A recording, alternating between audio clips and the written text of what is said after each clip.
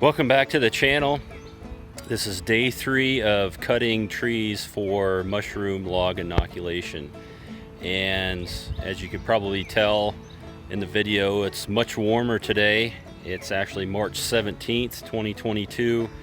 And it's definitely getting towards a late period of time to cut trees and harvest them for mushroom inoculation. But I'm just going to kind of explain to you just a little bit about tree dormancy and a few things site specific here. It just kind of helps with understanding, whether these trees are still dormant or not. As you can see, familiar site from the other videos, pin oak naturally holds on to its leaves throughout the winter, and you can see there's still several, well, maybe not several, but there's quite a few leaves on the trees left over from last year. And so in my estimation, if those leaves have dropped this time of year, that means the buds are swelling, new leaves are coming out, a lot going on as far as inside the tree, really pushing nutrients up into the limbs to produce leaves, foliage for the tree to survive and grow. At this point, I would say the trees are still in somewhat of a dormant period. Now, I wish I would have cut these trees down a little bit earlier, but that's what we have. You can see some more leaves right there. It doesn't look like too many fell recently either. Most of these are pretty old. And another thing I'll point out too, during the winter, this is a really shaded spot, so it gets really icy, and there's a lot of shade on. It does get some morning sun, but as you can see, rises in the east. It's around noon. It does get morning sun, but definitely a lot of shade from these trees later in the day. So that's just kind of my evaluation. I do need some more logs for inoculation. And so we're just going to do it. We're gonna cut at least 2 trees today, and I'm going to show you those trees. This is one of them here. That's one. I'll probably do all of this. This whole tree will probably be logs for inoculation. A little bit of the base might go to firewood, might be a little bit too big. I'm going to cut that tree,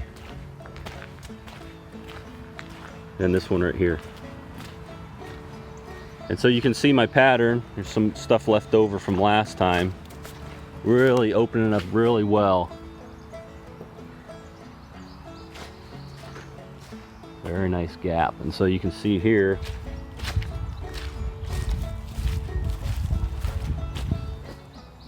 this one has a much narrow gap, or much narrow canopy. So might not open it up as much as some of those other ones. And this one definitely, for sure, is not gonna open it up too much, but it's just gonna achieve the proper spacing between trees as my client requested, and then probably come back at a later date, get this one, and then there's another one down there. So main goal today is cutting those 2 trees for mushroom log inoculation. Some of it will go to firewood, as I said. It's getting late in the year to harvest logs for mushroom, or harvest logs for mushroom inoculation, and that's just kind of how it turned out this year. So it'll be interesting to see. I'll try to, the best I can, I'll try to keep them separated to see if there's any difference in production from the logs. But I'm going to get my safety equipment on and get going here. So I'm going to have some more videos for you here, and come along and enjoy.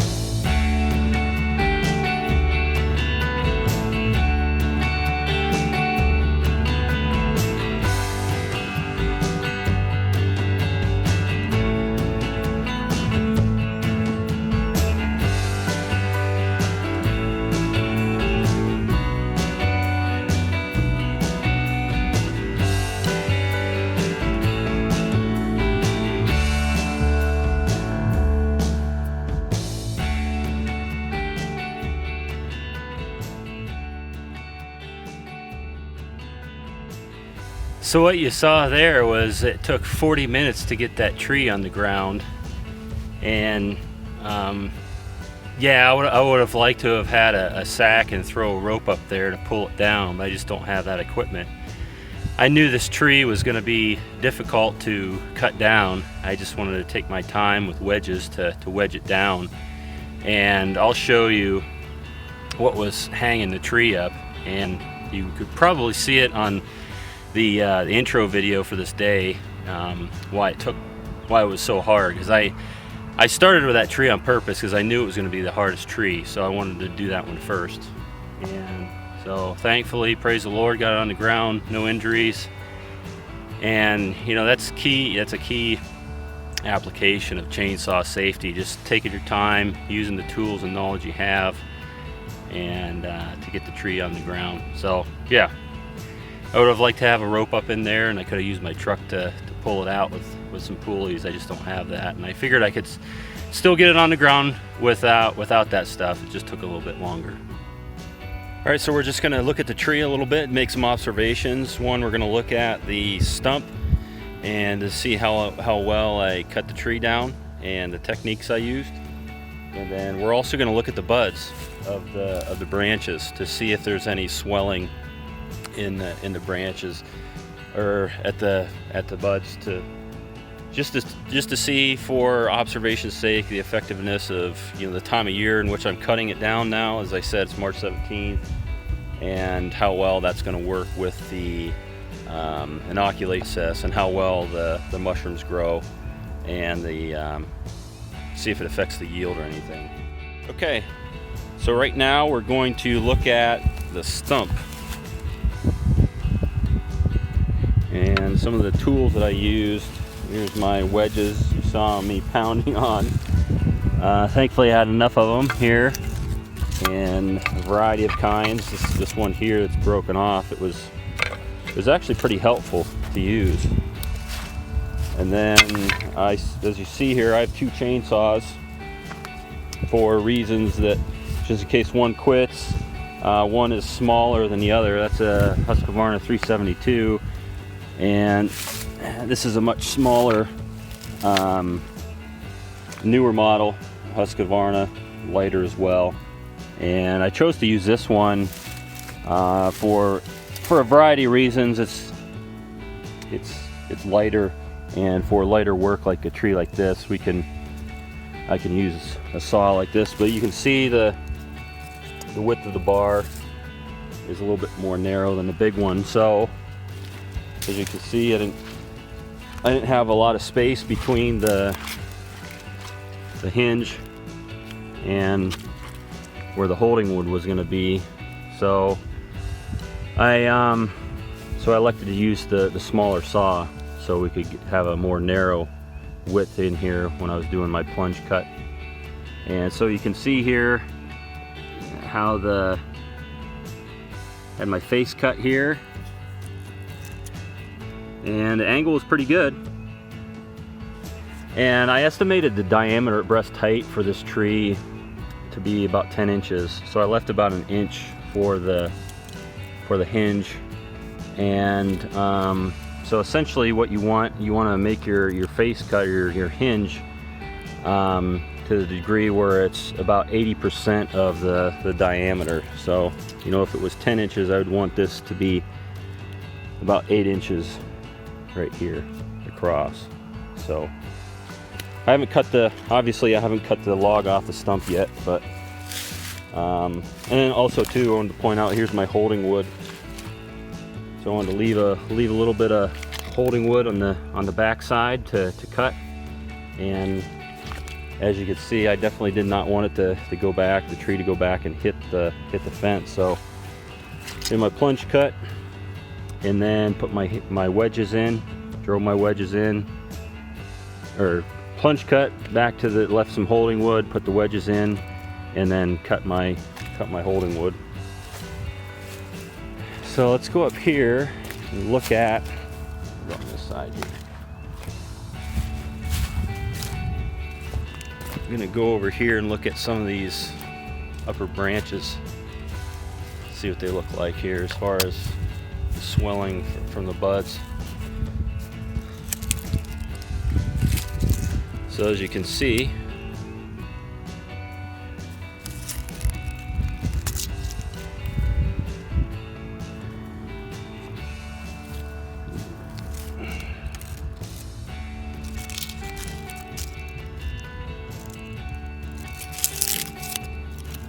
leaves clearly still hanging on to the tree. I don't see any sign of the bud swelling. I mean, we're going to be getting some warm weather here for several days, and I wouldn't be surprised if that starts to swell. So it's just as I kind of expected what I was going to see. As I said, based on the leaves that were still being held on to the tree, and then just the location. It was really cold this winter. There's a lot of ice, and it gets really cold in this area as well. And so these trees might be just even delayed in waking up a little bit. And oak are kind of a little bit behind some of the other trees as well, like maple are some of the first trees to really start getting going. That's why this time of year, the past few weeks have been really good for making maple syrup, having the trees tapped and the sap flowing for them. But yeah, so we should be good to go. I was hoping for that. I know I'm getting out here a little bit late, as I said, which didn't really desire, but the past couple weeks have had a lot of other priorities to really put before this, and I had a site visit today. As you probably saw, I was wearing some Kuyu gaiters, and I wear those for brush protection but also tick protection out in the woods. So I had a site visit earlier today, and I was able to come over here to my client's place and hopefully harvest the rest of my mushroom logs for this year. And yeah, so really looking forward to this, documenting this whole process, and looking forward to how well these logs produce. Next steps for me here, I'm going to limb this tree and get it marked out for the logs. So get my chainsaw out and cut these limbs. And I actually forgot my measuring stick for the 40-inch length that I need to measure, so I need to measure another one of those. I have my diameter tape that has a measurement. I can use that, an inch measurement, so I can mark one out and just make another one. So I'm gonna get that cut up, get the brush cleared for my client, and take it out to the horse pasture there. See the pile there in the distance right there. And then we're gonna knock out this one here. And also I wanted to point out, I forgot to mention, just wanted to show you the gap that was opened up, and some of the reason what gave me a little bit of problems cutting this tree down. And I saw it, I should have described it to you when I showed it earlier, just to kind of point out to you, but I knew it was going to be a challenging one to cut down, and it certainly was. So that's the gap that was opened up, and you can see these branches, this one here, that one there, this one here, those were growing into the crown of the one I cut down. And I saw those before I went to cut it, and I knew those were going to be a problem. I thought it would come down a little bit easier though. Here's another angle. So right here is where I dropped the tree, and there you see these branches. This is a better view right here. All these branches were interfering with that tree coming down. But thankfully, got it down safely, and we're going to cut up some mushroom logs.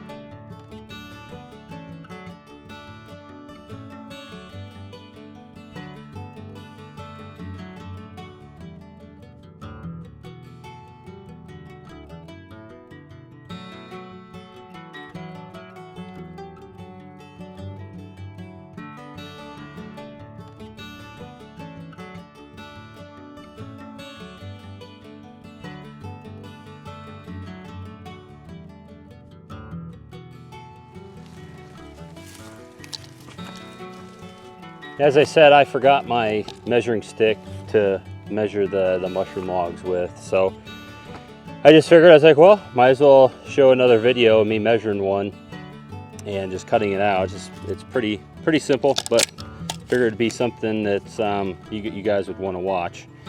So I'm just going to measure this out 40 inches long, and then I'll use that as a template to mark the trees out for the mushroom logs.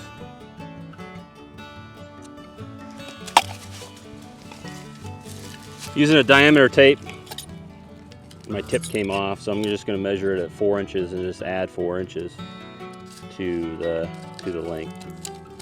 So total of 44 inches as I read it from here, so I get the proper distance for my template here. I'm hoping I have enough length up to that Y. I don't want to go longer than that, but we'll see. Let's see here.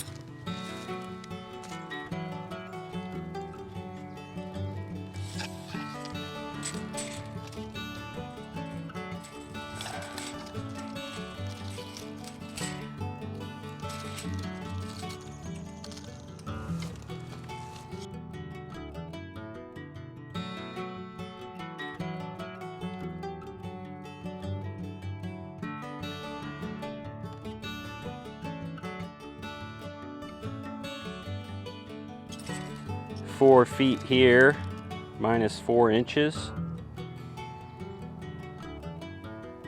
Right to there. So it's right to here, just in front of this limb.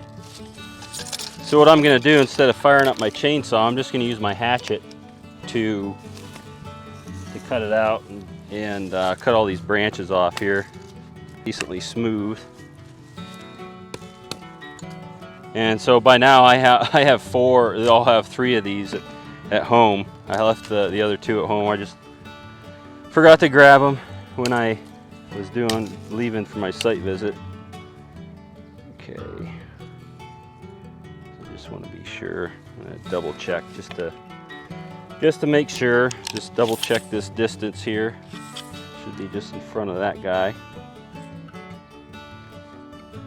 Yep. Just in front of that. All right, right there.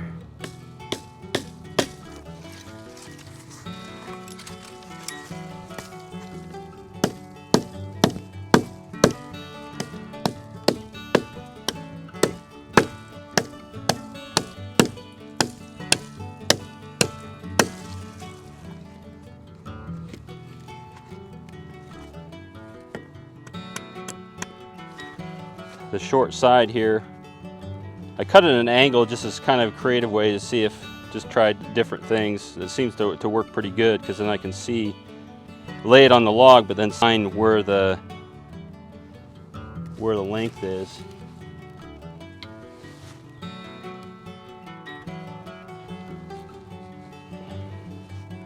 Right there.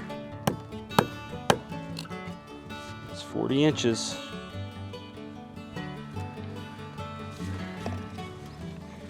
Okay, so I'm going to show a time-lapse video here. And one thing I should point out to you, in case I forget to mention it, you may have noticed in the time-lapse video, I didn't cut the branches on the bottom of the tree because I want to hold it off of the ground. It'll be easy. What I also want to do is I usually, for mushroom logs, because I want to get as big as logs as I can before I get to the end. Because once you get to the end, sometimes it's just a short log. I start from the large end, so I measure from the largest end back, and then those branches at the end, I'll be able to start from the base where they connect to the tree, and then move on up the branches, get some smaller inoculating logs. All right, so here we go.